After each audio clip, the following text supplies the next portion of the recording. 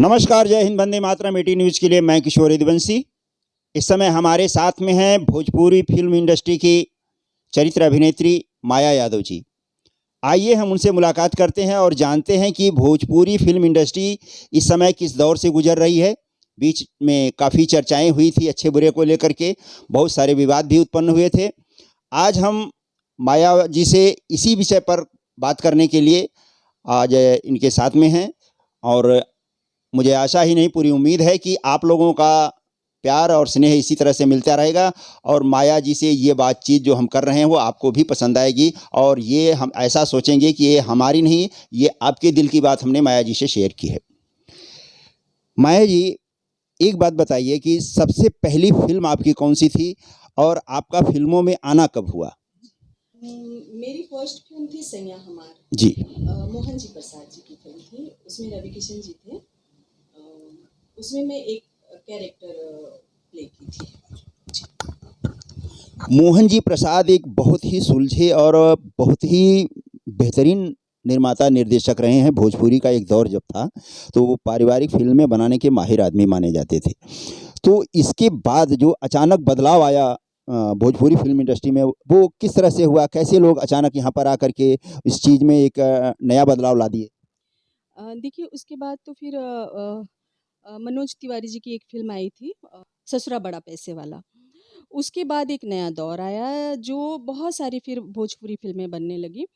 तो भोजपुरी फ़िल्म तो बनती ही थी पहले भी, बट उसके बाद बहुत ज़्यादा भोजपुरी फ़िल्म बनने लगी। तो उसी दौर में फिर उसके बाद थोड़ा-सा कुछ थोड़ी-सी गलत फ़िल्में भी बनने लगी। फिर उसके बाद जो अब दौर आया है, तो अब तो बहुत अच्छी-अच्छी फ़िल्में बन रही हैं। जैसे बीच में थोड़ा-सा ऊपर-नीचे हो गया था। ये ऊपर-नीचे होने का मतलब भी यही था कि जो एल्बम में कुछ गाने और कुछ मतलब कि अलग स्टोरी पे फ़िल्में बनने लगी, तो उस टाइम पे कहा जा रहा था कि ये कुछ अच्छी फ़िल्में नहीं बन रही जिसे परिवार बैठ के नहीं देख सकता है। बट अब जो बन रही है अच्छी फ़िल्में बन रही हैं। सबसे पहले तो मैं पूछती हूँ डायरेक्टर कौन है? मैं जो प्ले कर रही हूँ मेरा रोल क्या है? और पूरा सेटअप क्या है? हीरो कौन है? हीरोइन कौन है? प्रोडक्शन हाउस कौन-सी है? तो इन सब बातों का हम लोग ज़्यादा ध्यान देते हैं। ये तो हो गया एक कंपनी टाइप का जो ये होता है, सेटअप होता है, उसका होता है। राइटर कौन है, उसका गीतकार कौन है, उसका म्यूज़िक डायरेक्टर कौन है? क्योंकि ये गाना का जो थीम होता है, जो कहानी का जो है ना, ये म्यूज़िक जो होता है वो उसकी वो आत्मा होती है। तो क्या म्यूज़िक के बारे में भी आप थोड़ा उनसे पूछती हैं, गाने कौन लिख रहा है, किस तरह के गाने हैं, इन विषयों पर? हाँ, हाँ, बिल्कुल पूछा जाता है कि म्यूज़िक डायरेक्टर कौन है, राइटर कौन है, डायरेक्टर कौन है। तो ये तो बेस तो यहीं से तैयार होता है, तो ये सब हम पूछते हैं। अच्छा, इस बीच में आप सिर्फ भोजपुरी में ही काम कर रही हैं या आपको हिंदी फिल्मों से, हिंदी सीरियल से हुँ। या दूसरे जो माध्यम है उस तरह से, या रीजनल और जो फिल्में चल रही हैं दूसरे प्रदेश की फिल्मों में, वहाँ से भी आपको ऑफर आ रहा है? जी, जी। एक्चुअली सबसे फर्स्ट तो मैं हिंदी फ़िल्म से शुरू की थी। उस फ़िल्म के डायरेक्टर थे पार्थो घोष जी और उस फ़िल्म का नाम था सूर्या। उसके बाद मैंने एक फ़िल्म किया ये लम्हे जुदाई के। सैयां हमार करने से पहले उसमें शाहरुख खान जी की माँ का रोल की थी उसमें मैं। उसके बाद मैं लगातार करीब 7-8 हिंदी फ़िल्में की और सीरियल भी कर रही थी। उसके बाद में फिर भोजपुरी फ़िल्म में आई जब अच्छी-अच्छी फ़िल्में बनने लगी जैसे कि गंगा फ़िल्म बनी और भी बहुत सारी अच्छी-अच्छी फ़िल्में बनने लगी, तो मुझे लगा कि नहीं अब मुझे भोजपुरी फ़िल्म भी करनी चाहिए। फिर मैं लगातार करने लगी।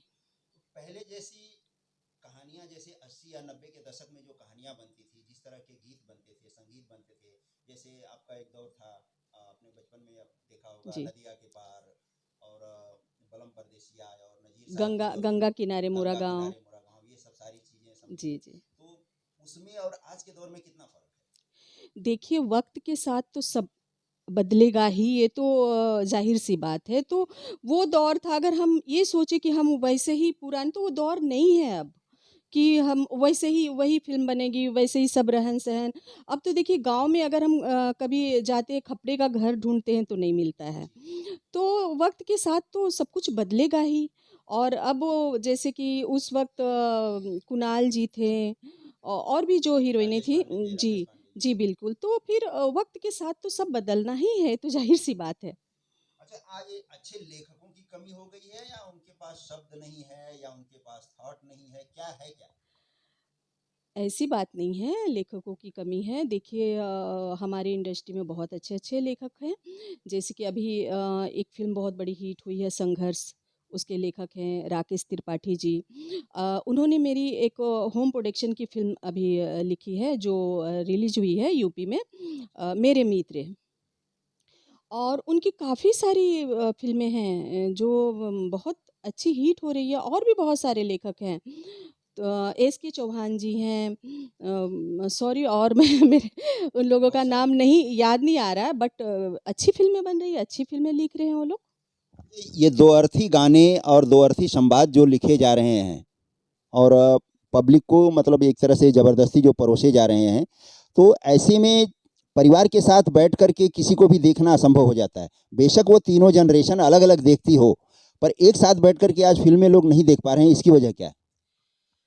देखिए ये जो आप सवाल कर रहे हैं ये करीब आज से 5 साल पहले का सवाल है। 5 साल या 3-4 साल पहले क्योंकि एल्बम में ज़्यादा ये सब होता था कि दो अर्थी गाना और कुछ। तो ये जो इस तरह का एल्बम लोग सुन चुके हैं या एल्बम का देख चुके हैं, तो लोगों के दिमाग में बैठ गया है कि दो अर्थी गाना या परिवार के साथ हम बैठ के ये सब देख नहीं सकते हैं। तो उनके दिमाग में बैठ गया है। इसलिए वो लोग अभी तक यही सोच रहे हैं कि अभी भी वैसा ही है, तो वैसा नहीं है। आप लोग देखिए पहले कि अब क्या बनने लगा है। इसके बाद आप बोल सकते हैं कि हाँ, अभी भी बन रहा है तो आप लोगों को देखना चाहिए कि अब वैसी फ़िल्में नहीं बन रही है। जैसे मेरे होम प्रोडक्शन की भी काफ़ी फ़िल्में मैं बनाई हूँ, तो बहुत साफ-सुथरी अच्छी फ़िल्में होती हैं। ऐसे लेखकों को, ऐसे निर्माता, निर्देशकों को, म्यूज़िक डायरेक्टर को क्या संदेश देना चाहेंगी जो इस तरह के द्व्यर्थी या वल्गर गाने या संगीत बनाते हैं, उनके लिए क्या संदेश है आपका?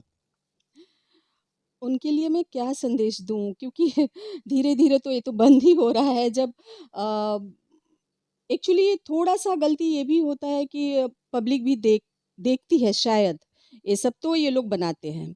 जब पब्लिक देखना बंद कर देगा ये सब, तो मुझे लगता है कि ये अपने आप जब उनका बिज़नेस नहीं होगा, तो अपने आप ही सब बंद हो जाएगा ये सब। और मेरे जो फ़िल्म वाले हैं जो डायरेक्टर, प्रोड्यूसर, राइटर तो मैं जानती हूँ कि अब भोजपुरी का वक़्त बदल चुका है और अच्छी फ़िल्में बन रही हैं, तो मैं उनसे बहुत छोटी हूँ मैं उनसे क्या बोलूँ? क्योंकि सारे लोग लगे हुए हैं चेंज करने के लिए। तो मैं क्योंकि मैं अंदर हूँ, इंडस्ट्री के अंदर हूँ, तो मैं जानती हूँ कि हम सब क्या कर रहे हैं मिल के और बहुत सुधार हुआ भी है। मित्रों, ये हैं भोजपुरी फ़िल्म इंडस्ट्री की वरिष्ठ अभिनेत्री माया यादव जी। इनके विचार आपने सुने कि भोजपुरी का आज का दौर जो है, वो काफ़ी बदल चुका है। ऐसे में उन जो पीछे के जो काम करने वाले थे, जो बीच में कुछ आए थे और गंदगी डाल कर के चले गए और इस एक छोटे से तालाब में कचरा डाल कर के चले गए, ऐसा कहा जा सकता है। तो उन लोगों को पब्लिक ने दरकिनार कर दिया है या हवा के झोंके से वो एक तरफ चले गए हैं और अब आपको एक अच्छे और साफ-सुथरे संवाद, गाने या संगीत के माध्यम से भोजपुरी फ़िल्म इंडस्ट्री अब फिर से अपने पुराने दौर में लौट रही है। ऐसी उम्मीद के साथ हम माया जी से ये मुलाकात ख़त्म करते हैं। आपको भी अगर कुछ कहना है, तो मेरे नीचे दिए हुए नंबरों पर आप हमसे संपर्क कर सकते हैं। आपका एटी न्यूज़ में हार्दिक स्वागत है। आपके विचार हम लोगों तक पहुँचाने की भरसक कोशिश करेंगे। हमारे चैनल को लाइक, शेयर और सब्सक्राइब करिए और इन्हीं उम्मीदों के साथ हम आपसे विदा लेते हैं और अगली बार हम किसी चर्चित व्यक्तित्व या फ़िल्म इंडस्ट्री के राजनेता से या किसी भी तरह के जो समाज में कुछ बदलाव कर रहे हैं और कुछ लाने की कोशिश कर रहे हैं, ऐसे एक और शख्सियत के साथ हम आपके साथ सामने फिर हाज़िर होंगे। तब तक के लिए नमस्कार, जय हिंद, वंदे मातरम, धन्यवाद।